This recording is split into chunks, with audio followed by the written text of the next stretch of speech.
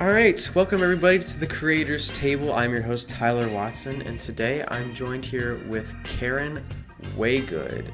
Well, Karen lives in Kennesaw, but her hometown is in Hawaii. She was a music major in college, then switched to journalism, which is now how she wound up in Georgia working for CNN and the Weather Channel. After a career in broadcasting, she returned to music and now leads immersive sound bath sessions using gongs, singing bowls, chimes, and other instruments. And she occasionally does stand-up comedy. How are you doing today?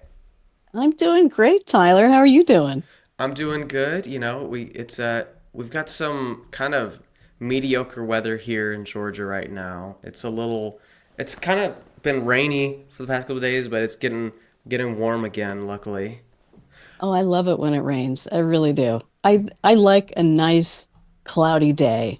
I mean, I grew up in Hawaii, so blue skies. I'm used to blue skies. I like a little weather. Okay, that's true. I can relate to that. So why don't you why don't you tell us a little bit about what you do to get us started? All right. Well, I'm called a sound practitioner, and what I do is I play singing bowls, gongs, and chimes and other instruments, and I help people reach a meditative state or simply just relax. And both of those things help to reduce stress and anxiety. Okay, cool. And how would you say you do this? Do you do this from a studio or do you go out to people who maybe request your work? Well, right now I'm just doing group sessions, and Hmm. what I do is like right now I'm working with the city of Kennesaw, and at the Kennesaw Recreation Center, 2 Friday nights a month, I will lead sound bath meditations, but they're also called sound journeys or sound immersions. And Hmm. people come to the room and they lie down on mats or yoga mats, or you could bring a blow up mattress. I recommend having a blanket and a pillow, and people lie on the floor and they get comfortable. And I play these immersive sounds that just wrap everybody in vibrations in different frequencies. And it's just a very relaxing experience. And it's usually, they can range from 30 minutes to 90 minutes. And my sessions are about 45 minutes.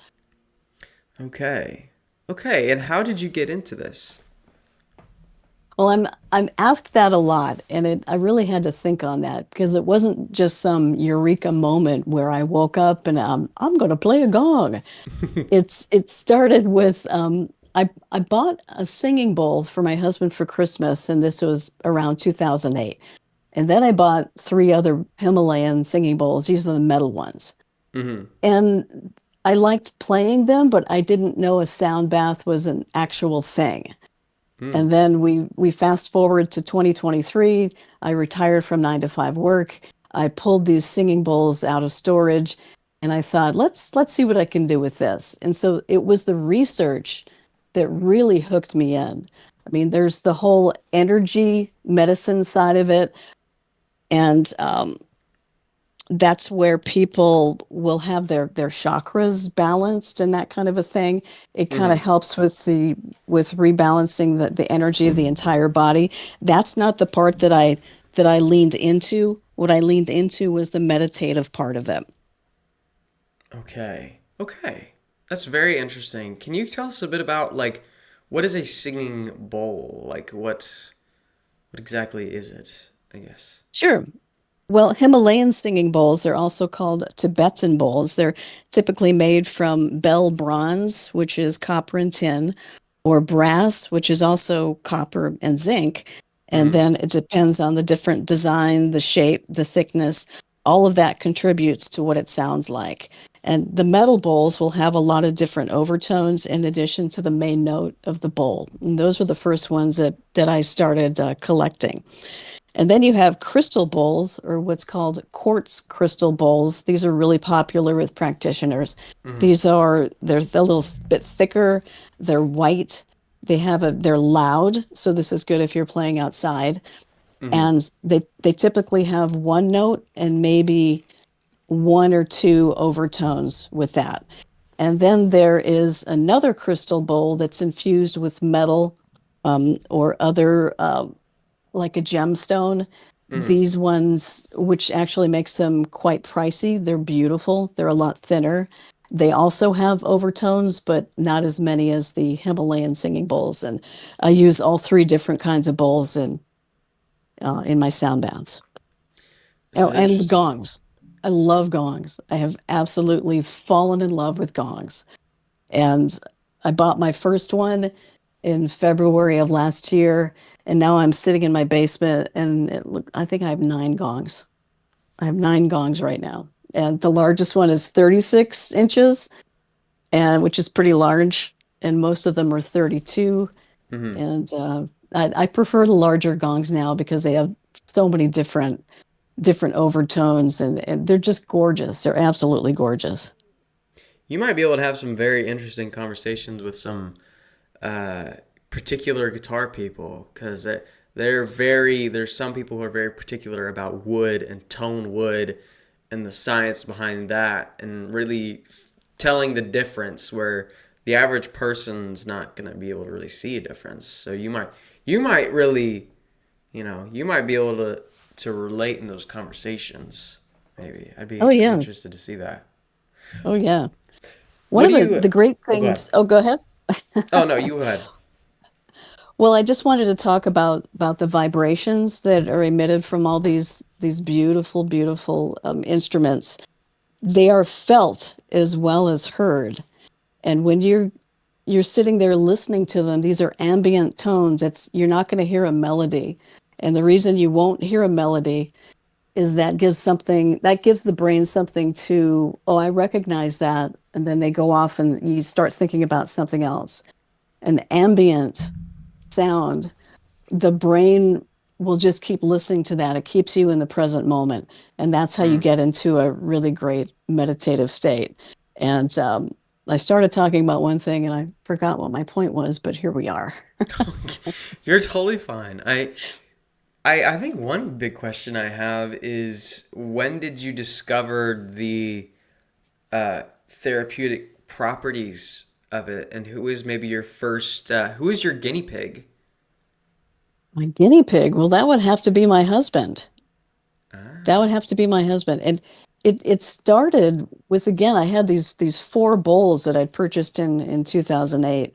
And then I just kind of went crazy and went online and okay, well now you'd listen to them in your headphones, on this website. It's like, well, I got to get this bowl and I got to get this bowl. But doing it that way, you end up with three bowls that are the same note. Mm-hmm. So if I had to do it over again, I would just slow way down because if you want to get into this, you really don't need all that many instruments. You only need one singing bowl to do a sound bath. Hey there, we've got a quick ad break for you. And the ad is from me.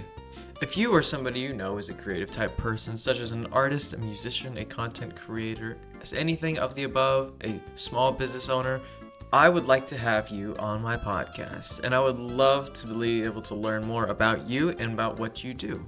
So again, if you or somebody you know is a content creator, musician, and a creative person in general who has something they would like to share, then by all means, please reach out to me and I would love to have you on my podcast.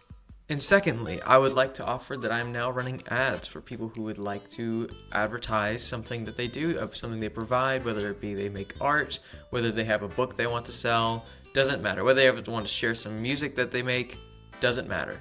Reach out to me and you can have that in one of my episodes. But again, just reach out to me and I'll get you right back into the episode. Thank you. Do you Hmm. use all singing bowls when you're doing these group sessions, or do you kind of just use one mainly? Well, I got the three different singing bowls, and I also have chimes. Some of them are made from seeds, which sounds like water, which is Hmm. beautiful and really relaxing. And some of them are, I think they're aluminum chimes, and they're all different frequencies, and those also help you to reach a meditative state. So I Interesting. try to mix everything up. I'll eventually get into hand drums, but I just need to focus on one thing at a time. And I'm still honing my craft with the gongs. I'm probably going to end up with just gongs, just doing a gong bath at some point. Nice, nice. You could almost you could almost have coordinated sessions for maybe the people who maybe prefer certain things. And so then you have like, here's the gong session and here's the chime session, maybe. Yeah, you could do that. In fact, I also have sound baths at Aligned Living, which is a yoga and Pilates studio in Ackworth, Mm-hmm. and I just booked one for May the 4th. So we'll have a Oh, May the 4th cosmic gong bath, and that'll be awesome. a Sunday afternoon. Yeah. So that'll be actually that's going to be my first just gong bath. Cool. Okay, so this is, by the time this comes out, this is probably pretty close to happening. I imagine this is probably only a few, maybe a week or two after this is gonna come out, probably. So Oh, that's that's cool. great. Nice. Timing is everything. Yeah, yeah, absolutely. Do some, now you can look back on this and be like, oh, I did it. See now how I thought about it. Um, Let me and talk about some of the benefits absolutely, yeah. of meditation. So it's a full body listening experience, right? So we Mm-hmm. talked about how the vibrations, you can feel them as well as hear them. But it's just simply another way to meditate. And the initial studies that they've done, they show that it can help you de-stress and relax. We can calm your mind. You can sleep more soundly, feel less pain, which is super interesting to me. It also boosts energy and creativity, and it helps people feel more positive. And of course, that varies from person to person, but Mm-hmm. current research is looking into how sound baths do this. For example, how does listening to the ambient and relaxing music reduce the levels of cortisol in your body? And cortisol is the stress hormone. Mm. How does it boost the body's ability to produce serotonin, endorphins, melatonin?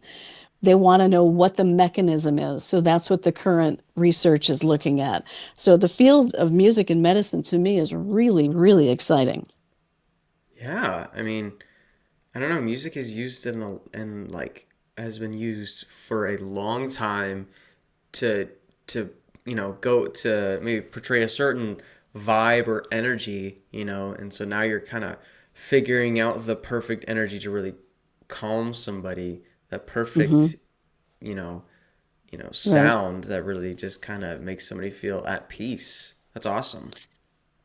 Well, when you first start out with a sound bath, like right now, you and I are in a beta state. Our brainwave activity is beta, which is a normal waking consciousness. Mm, So you can easily slip into an alpha state, which is more relaxed and it's calm and meditative, and then even a theta state. And this is dreamlike.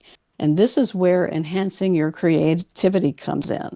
Because if you are a creative, you can't just force that process. You can't mm-hmm. sit down and say, "Well, I got to write this poem," or figure Yeah. out what the bridge to the song is going to be.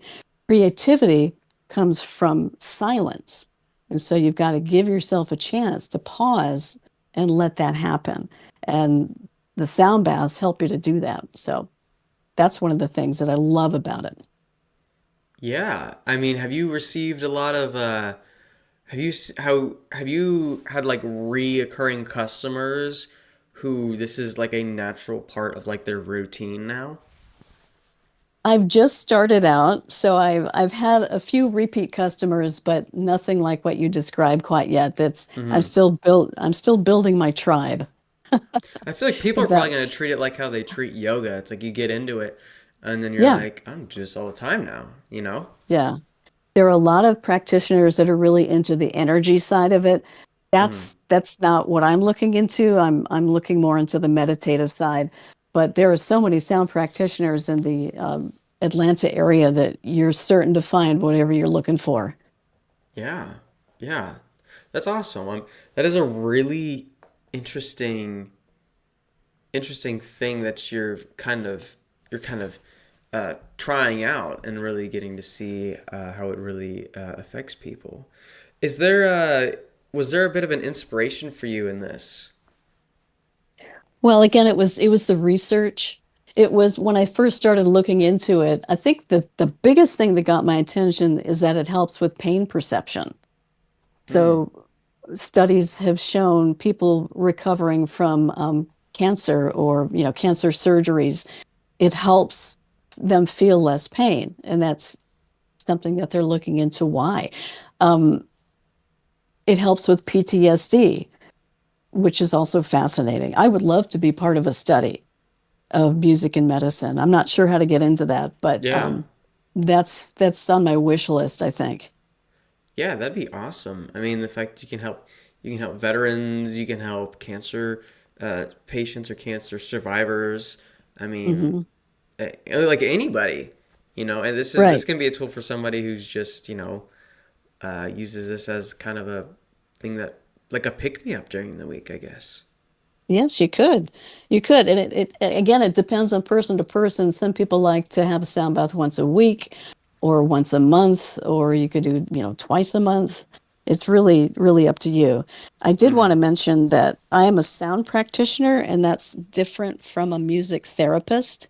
A Okay. music therapist is they're a licensed health professional. They have a Mm-hmm. bachelor's or a master's or higher, Mm-hmm. and they use music to treat symptoms. So I'm not a medical professional, but what I do can complement traditional Western medicine.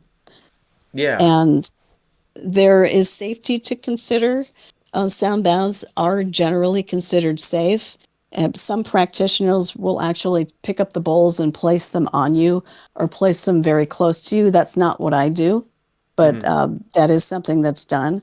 But there are some medical conditions that, out of an abundance of caution, I would urge you to like talk to your doctor about it ahead of time. Like, for example, if you have a pacemaker, or if you have Mm-hmm. metal plates or implants, if you have tinnitus, or you're highly sensitive to sound, if Mm-hmm. you have epilepsy that's triggered by sound, or if you're in your first trimester of pregnancy, um, talk to your doctor to make sure it's something that you can do.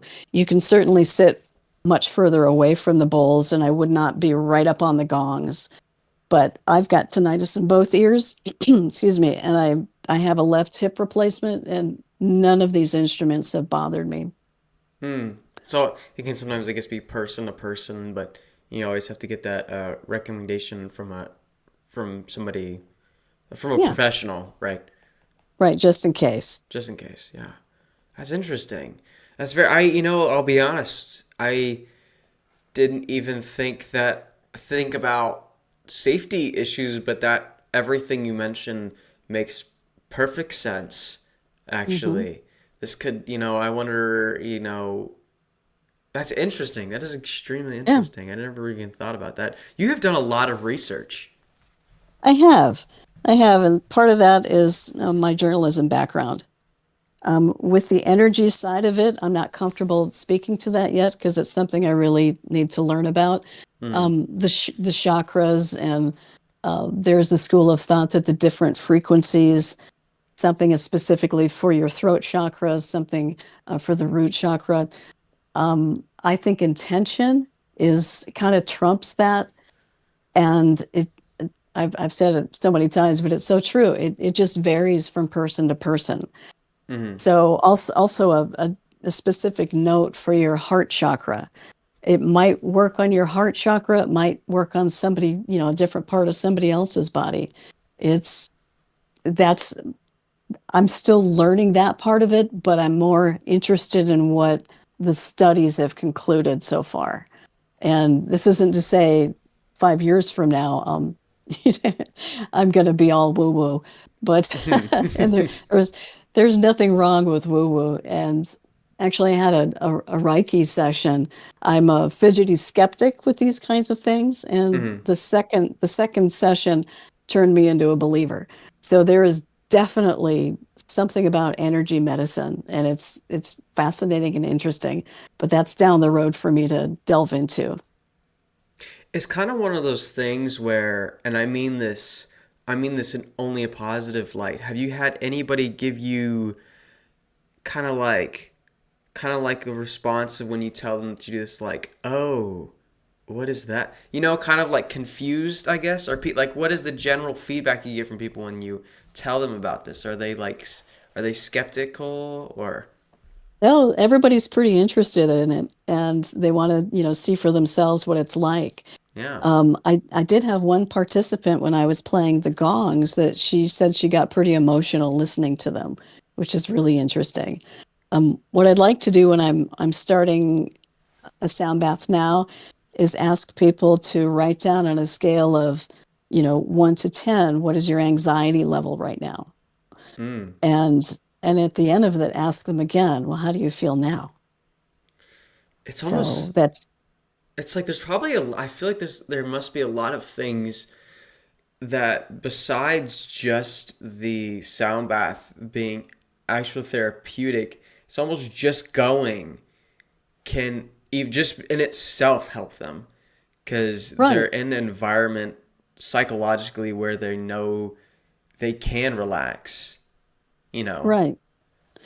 And Interesting. it's a lot of people don't really, myself included, I did not realize what meditation was until I started meditating myself in 2020 during the lockdown.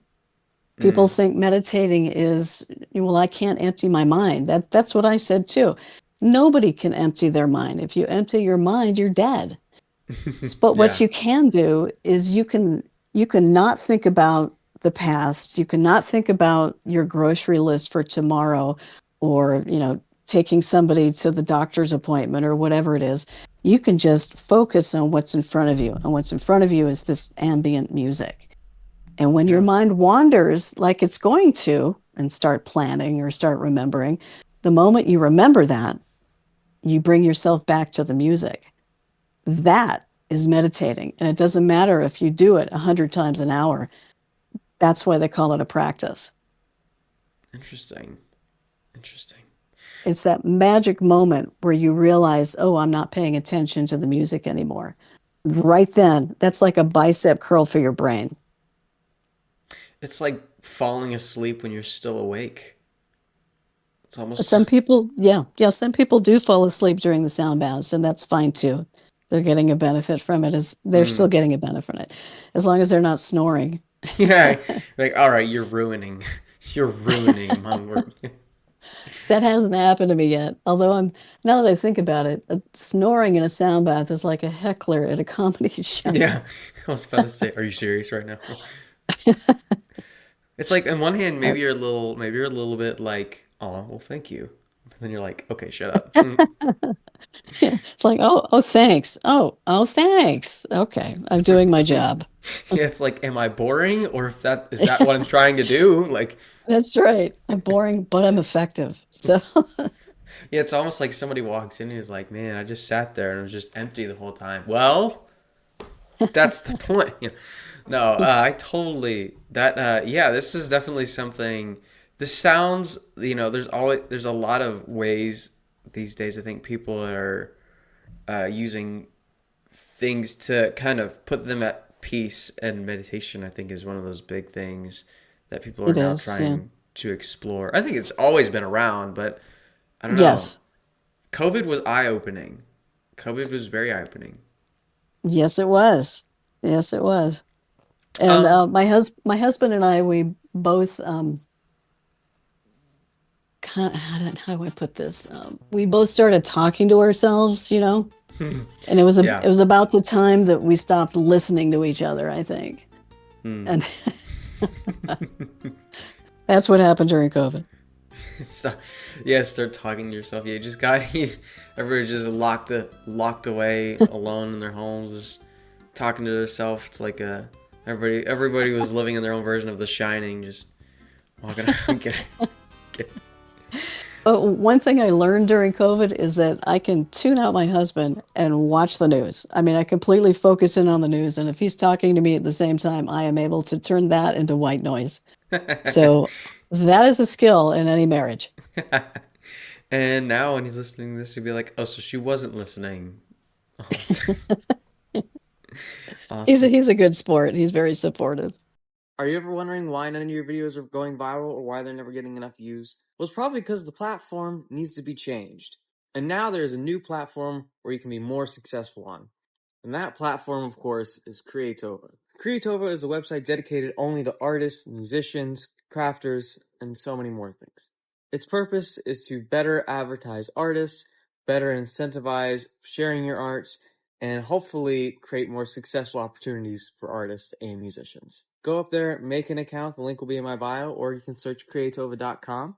And yeah, have a great day. You're learning a lot through it, I Yes, imagine. I am. And there is so much more to learn. And I'd like to learn a lot more about tuning forks. That's Mm. also down the road. And then meditative drumming is fascinating. I don't know if you've ever been to a drum circle. Highly recommend it.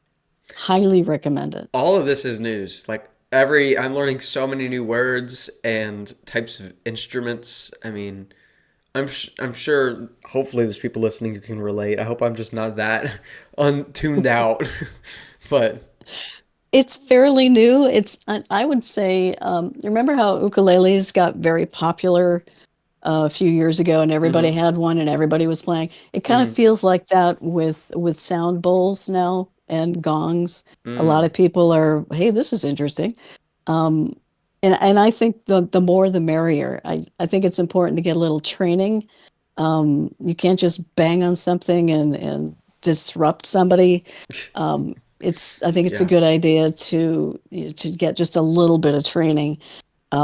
There's no legal requirement right now, or to be certified, or um, a widely recognized standard place to do that. And you really don't need to have a musical background to do this.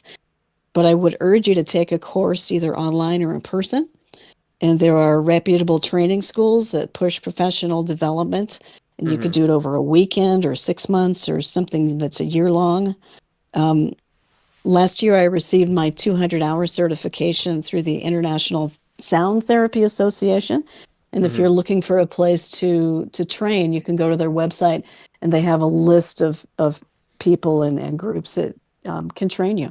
And I'd highly recommend it. And it's not just some of them, it's not just the music, but they also teach you the business side of it.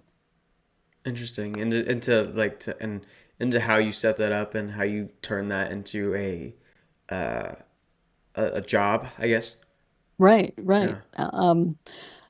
One of the things I'd like to do is set up to record from this basement, but also to do a live sound bath for the corporate world. Oh, yeah. Because, yeah, self-care is something, and employee health initiatives are a big thing right now with companies. So this is something you could do once a month or even once a week, just depending on the company. You Mm-hmm. could do this at a spa or a retreat center. You could go into an assisted living facility. You could go into a school. Yeah.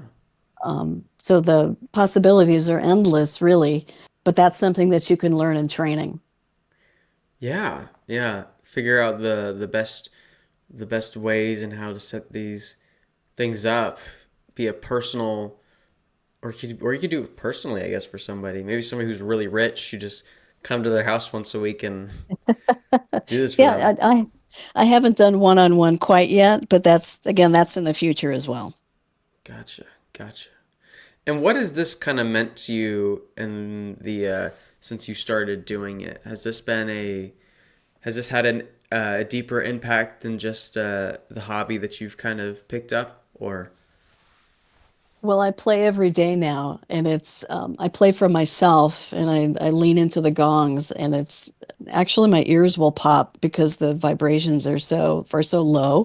Mm-hmm. But it's something that has deepened my meditative practice itself, and that's important to me. But to be able to help people, that I'm still getting such a rush off of that. It's all still new, and Mm-hmm. I'm building this very slowly and deliberately, and only doing the kinds of jobs I that are important to me to do. I don't think I want to do a bridesmaids party kind of a thing. Yeah. I'm looking for people who are into self-care, which I actually prefer to call self-maintenance. Self-made. Because if you, Yeah. yeah, you maintain your car, right? Mm-hmm. Maintain yourself. Self-care to me kind of sounds, it's one of those touchy-feely words that people roll their eyes at. But self-maintenance, oh yeah, I should do that. Yeah. Maintenance makes it sound more like you need to do it, Right. whereas care is just kind of like, I cared to go to the doctor today. you know, I broke my arm. I care that I probably should go get that fixed, right? Right, You right. know. That actually makes a lot of sense. That is probably something we as a society should maybe take a little bit of more of a look on, you know, and across the board for anything, you know. Um, well, I have a bit of a question that is a bit off the beaten off path. Um, what is a piece of media or art that you unapologetically enjoy that might shock others? My immediate one that I think would be really funny if this is what you said is like your favorite music is like heavy metal or something. I'd be I so like shocked. all kinds of music. Oh my gosh. Unapologetically a fan of Hamilton. And Hamilton. yeah, I bought the CD well before it appeared on Disney, where you could watch the Uh, musical Hamilton. I knew this thing backwards and forwards before I even saw it. So oh wow. Hamilton. And then the other thing on television, I will binge Project Runway um, for days, and I will not apologize for that. What is Runway? Project Runway takes about 10 different independent designers, clothing designers, and then it's a reality show where they're given a day to create an avant-garde piece of clothing. Oh And wow. then they're either booted off the show because they horribly failed, or, it's that's something that I like too, is it's not fashion so much, it's creating clothing. It's That's what I like about it. Wow, okay. Yeah, I get that. I get that. So more a fashion show. Yeah, Interesting. Project Runway Project with Runway. Heidi. Remember Heidi Klum? Wait, You familiar? wait, yes. Hold on. Yes, I know who that is. I do know who that is. I don't know why. I thought of this is going to be so random. This is so random. Do you remember what Goop is? You Yeah, ever hear about I Goop? Goop is still around. Is Sure, it still around? uh, I think it is Gwyneth Paltrow. Yes, I got them. I got Gwyneth Paltrow mixed with her, and then I was like, wait, no, that's not it. That is so off topic. Um, They're anyways, they're both they're both tall, stunning blondes. So yeah, that that'd be is easy true. to mix them up. That is true. Well, what are some difficulties that you've run into with the sound baths? Is there something, whether it be obtaining the bowls or the gongs or anything like Mm-mm. that? I have a 36-inch, what's called a wind gong, and I Mm-hmm. think it weighs more than 50 pounds. Oh 50 pounds gosh. is about my limit. And I tried to get this in the back of my truck and I dropped it. And Mm-hmm. if it had dropped an inch over, I would have broken a toe. Yeah. You said So 38 inches? 36, 36. 36 inches, very awkward. I mean, it's in its own carrying case, but really hard to get in the back of a pickup truck. And yeah. So Wow. it's breaking down the equipment. It's putting it in the back of the truck. It's hauling it out of the truck, putting it into the room, and then setting everything up, putting together your gong stands, then doing the actual sound bath, and then at the end, breaking everything down, putting it. That's the part that's the hardest, is The setup. the setup. Yeah. Mm. Wow. Yeah, that 50 pounds.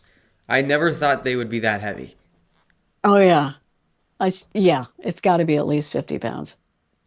And that's Wow. right at the edge of what I can lift. But this big giant disc, I mean, it's really hard Yep. to handle. Lifting a big old 50-pound disc all the time sounds like it's a workout in itself. Like the gym is no longer needed. I could stand to go to the gym. I could have some upper body strength. That would be a good thing. Or you just hire some young guy who's looking for some more workout and just have him carry that thing around. Have him be the But that's stand. yeah. Just have him hold Well, it. my husband is my roadie, but Oh yeah. He gets drug along with he this. does. He does. He's been to a couple of the sound baths, which is nice. Is he retired as well? He is retired. He is. Congrats, congrats. I Yeah, plan it's a I whole new world. I plan to retire in a couple years. Actually, I'm kidding. No, Awesome. I'm kidding. I plan to have an early retirement of 20 and call it a day. You know, that's Gen Z's new vibe. Okay, that's what we're bringing in. It's, you know what? It is weird to not have to be somewhere at a specific time 5 days a week. Yeah, It's weird. It's weird to be, sitting there on a Sunday, not worrying about being at work on Monday. yeah, yeah. I get that. It's, and then being in news for so long, it's really nice when we have super bad weather. I don't have to go in and cover it. If I'm not working at Mm, CNN anymore, I don't need to be put up in a hotel because we're having snowmageddon. yeah, yeah. So I can enjoy a storm, Tyler, and that's really nice. When you worked in the weather, when you worked for the weather station, did you ever have to be one of those anchors who was standing out in the blizzard, be like, "Hey, it's snowing here, guys." Did you ever have to do that? No, okay, I worked on the ticker for the Weather Channel. Oh Uh, in yes, Ho in Hawaii, I was a reporter, and very briefly, I was only a reporter for a year and a half, and then I was an anchor. But I did have to be outside, but not in terrible weather because it's Hawaii. So, that's true. That is true. Yeah, I don't even. Yeah, I didn't even think about that in Hawaii. Yeah, I guess the weather's always just really hot there and pretty humid. uh, it's not as hot as here. Really? It's not, no, it's not as humid. There's usually a beautiful breeze. Unless the wind is from the south, and then you get all the volcanic smog coming up from the Big Island, and then everything is hazy and people get headaches. But Wow. for the most part, it's a beautiful place to live. So it's hotter in Georgia than Hawaii most of the time? It is. That's crazy for me to think about, actually, because I would have never thought that, actually. So that makes a lot more sense why it is such a vacation destination, because Sure. it's probably not as hot as Florida then at all. Then No, it's the humidity. It's crazy humid here. yeah, that is true. Uh, That is true. I mean, my hair looks so much better in Hawaii than it does here. I don't know. It's one of those things where I guess I've gotten used to it. I don't enjoy it, but I guess I can't. I'm used to the weather. You know, Yeah, I don't know how I would respond if I moved to a different climate. You know, I think I don't know. I think I might would like it. I also think I might would be like I like how normal I was to everything else. I You know. don't know if I could do snow like Michigan snow. That's where my husband's from. So Mm-mm. when we have ice on the roads here, I don't get any slack. I mean, I don't know how to drive an ice, but Oh, I have he'd no like to do, idea. yeah, he would do donuts in my truck if he could. Literally, like if it ices on the road, like I think my car could probably handle it no problem. But I just it snows in Georgia. Why should we go do anything? I mean, come on. It is the excuse that we get for living in a Yeah, place that never gets snow. that's right. That's right. Oh, I remembered a stand-up that I had to do outside in Hawaii that was difficult. I needed to find a flag flying at half staff. And the Mm. one that was closest to the TV station was a McDonald's. So I had to stand on that little kind of island that's next to the window that you pick up your food, Oh and I yeah. had and then I had to talk while people are driving behind me throwing French fries at me. Were they really throwing French fries?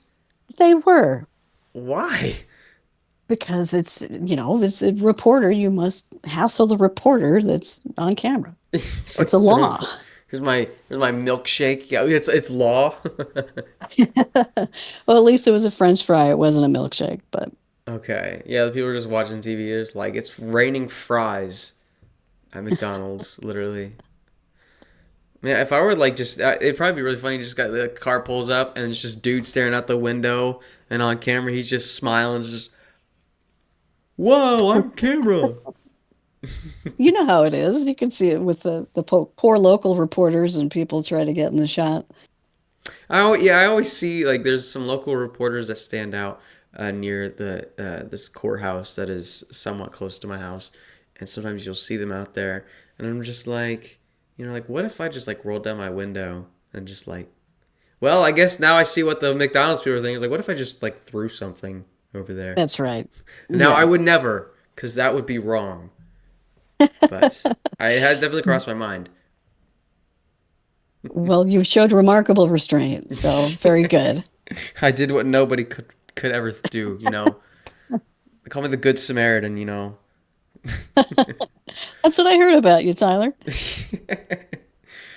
Well, thank you very much for being on. I think this has been very insightful for everybody who's listening. This is definitely something I think a lot of people haven't heard about, and maybe this is inspiration for whoever's listening to go explore this. And if they're in the local Georgia area, then they'll have to definitely reach out to you about this. Um, is there Well, anything else you would like to leave us?